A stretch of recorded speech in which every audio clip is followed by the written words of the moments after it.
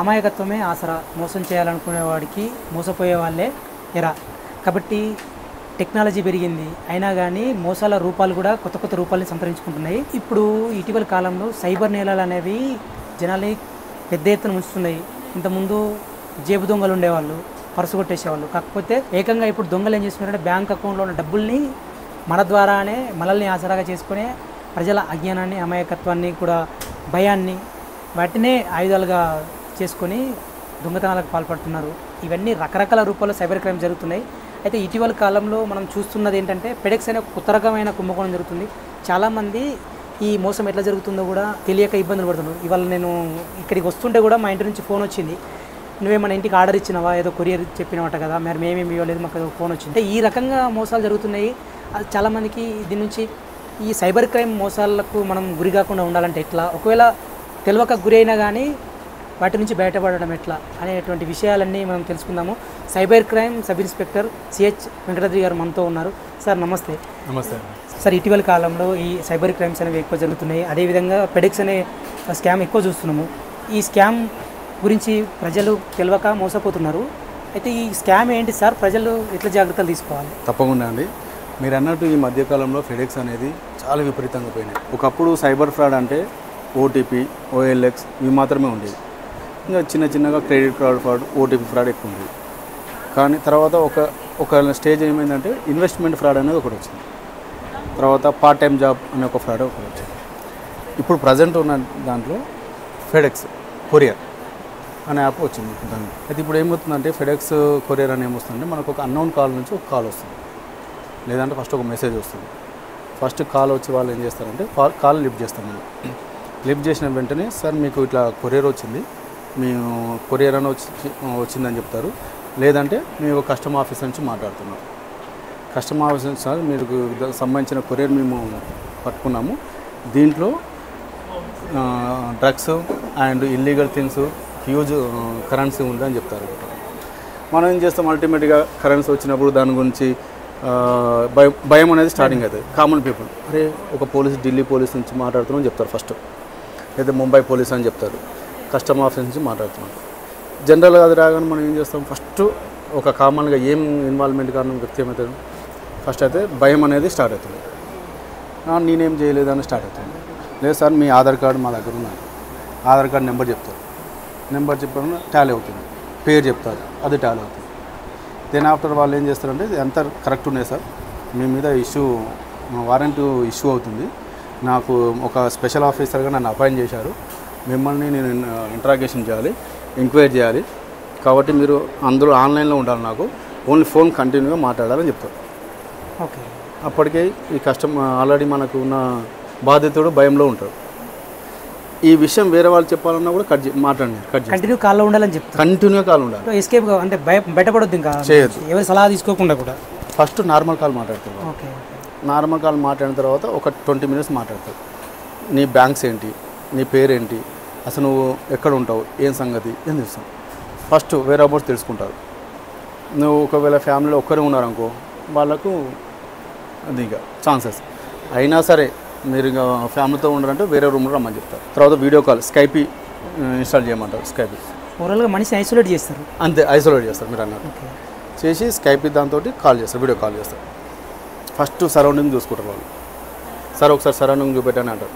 Okay, తర్వాత sir నాకు special ఆఫీసర్గా అపాయింట్ చేశారు, ఇప్పుడు నేను స్పెషల్ ఆఫీసర్, మీరు ఏది ఉన్నా చెప్పాలి, మీకు ఒక ఇష్యూ పంపిస్తున్నాను, ఒక నోటీస్ పంపిస్తారు. వాళ్ళు మామూలుగా ఏం లేని వ్యక్తి భయం అనేది ఆల్రెడీ అల్టిమేట్గా ఒక రేంజ్లో ఉంటాడు.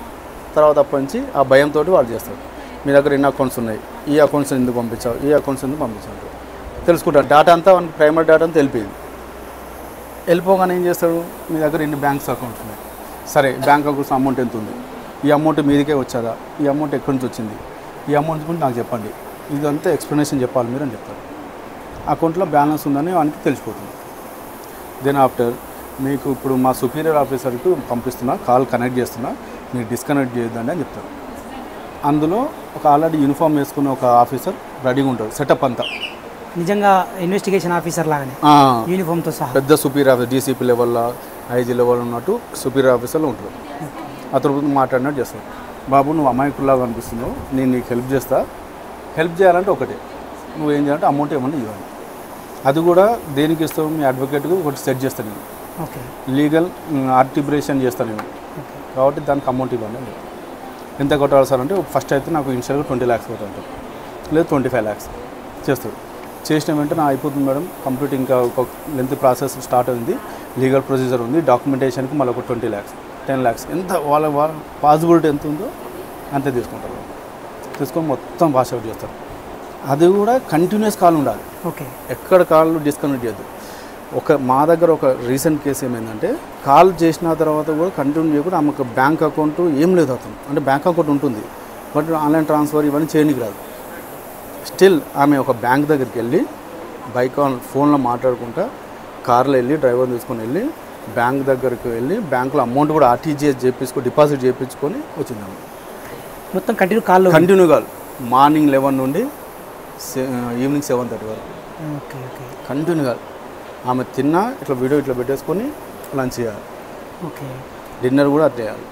సార్ ఇప్పుడు ఇక్కడ ఇంకోటి మనకు ఈ సైబర్ నేరగాళ్ళు ఫోన్ చేసి అన్ని వివరాలు అంటే ప్రైమరీ డేటా అంతా చెప్తున్నారు.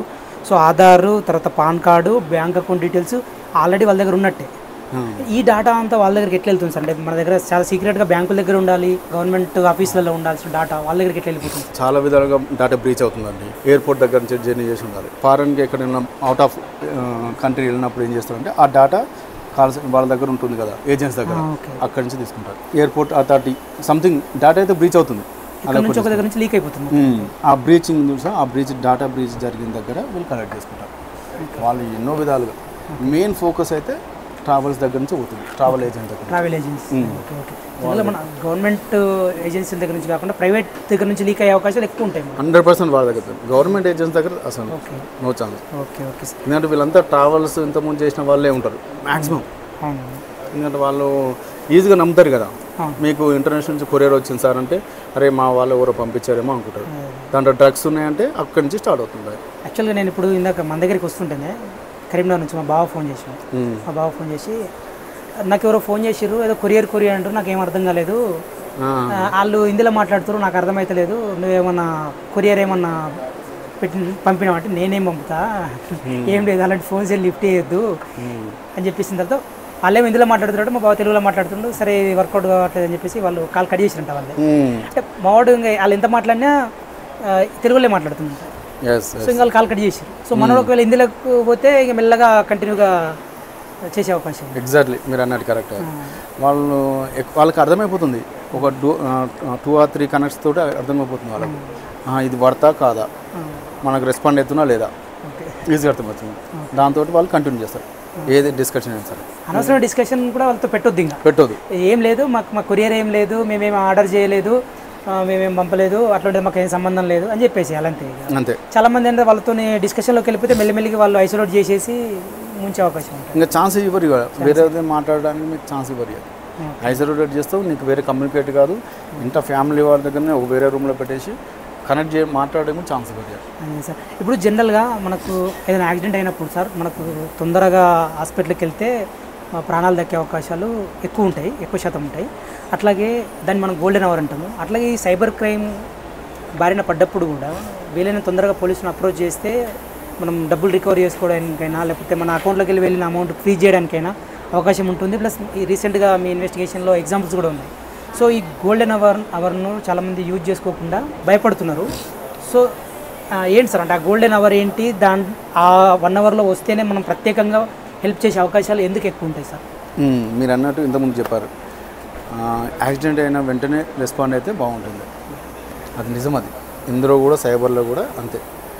ఈరోజు అఫెన్స్ అంటే కంటిన్యూస్ అఫెన్స్ కాదు.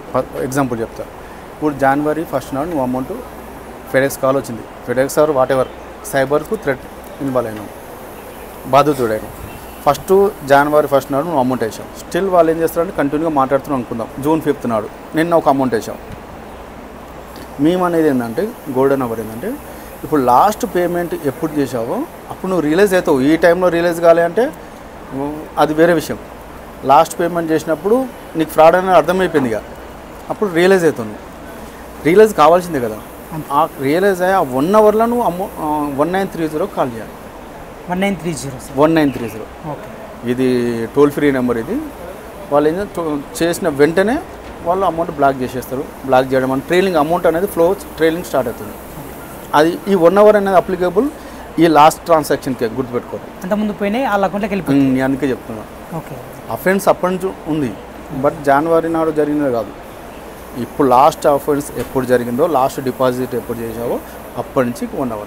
సో అందుకే అంటే మళ్ళీ మళ్ళీ మోసపోకుండా మొదటిసారి మోసపోయినప్పుడే పోలీసులను అప్రోచ్ అయితే యా ఇంకా బెటర్. అదే కదా ఇంకా వాళ్ళ రీజన్స్ వాళ్ళ ఎక్స్పర్ట్స్ వేలే ఉంటాయి, కానీ ఇప్పుడు మాత్రమే రెస్పాండ్ కావాలి. రీసెంట్గా మనం ఒక కేసులో 3.5 కోట్లు ఒక్క మనిషి దగ్గర నుంచే కొట్టేశారు. అంటే ఎట్లా నమ్ముతున్నారు సార్? అంటే వీళ్ళు ఇంత అమౌంట్ నమ్మి ఇస్తున్నారు అనుకోవచ్చా సార్? భయపడిస్తున్నారు అనుకోవచ్చా?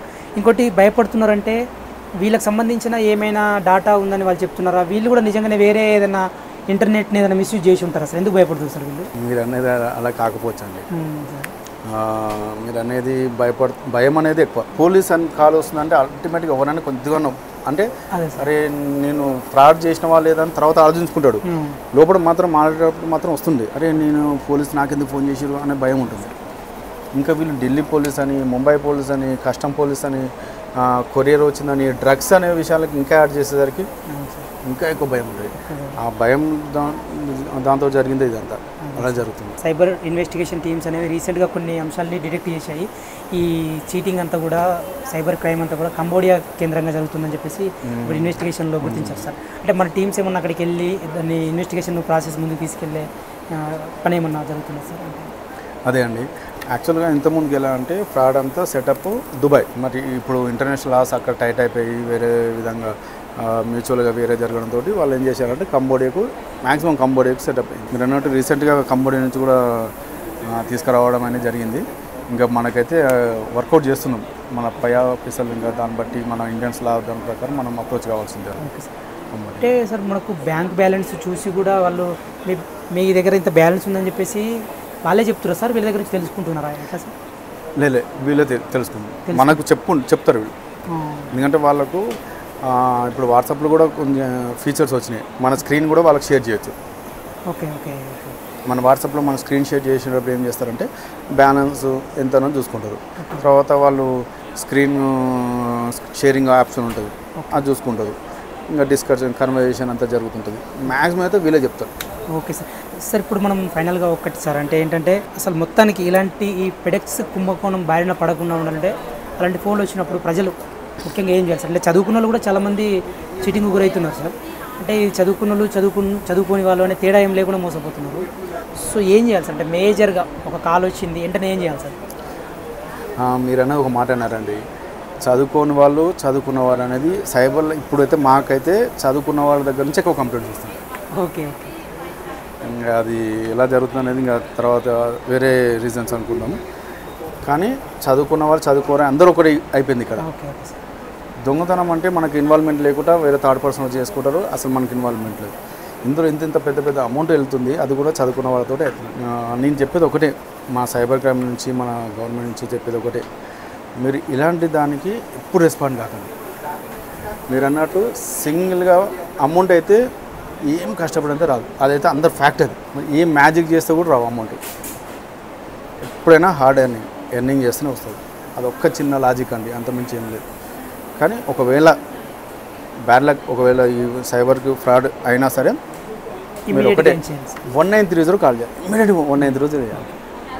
ఫస్ట్ అయితే అమౌంట్ ఎక్కడికి పంపొద్దు. మీరు పోలీస్ స్టేషన్కి రాకుండా డిలే అయినా నో ప్రాబ్లం. మీరు ఫస్ట్ థింగ్ 1930 ఫోన్ చేయాలి. ఓకే, 1930 ఫోన్ చేయండి. 1930 ఇది కాల్ సెంటర్, అది టోల్ ఫ్రీ నెంబర్. మీరు ఈజీగా చేస్తే వాళ్ళు సజెస్ట్ చేస్తారు, వాళ్ళు రిజిస్టర్ చేసుకుంటారు కంప్లైంట్. వీలైనంత వరకు అసలు ఫోన్లోకి రెస్పాండ్ కావద్దు. ఒకవేళ అయినా కానీ డబ్బులు పంపొద్దు. ఒకవేళ అట్లా ఏమైనా మిస్ అయ్యి ఐసోలేట్ చేసి వాళ్ళు ఏమైనా దోచుకున్నా కానీ 1930 కాల్ చేయాలి. అంతే, ఎగ్జాక్ట్లీ మీరు అనే అంతే. 1930 ఫోన్ చేస్తాను. Okay sir. రీసెంట్గా మీ ఇన్వెస్టిగేషన్లో ఒక ఇంట్రెస్టింగ్ కేసు ఏంటి సార్ సైబర్ క్రైమ్?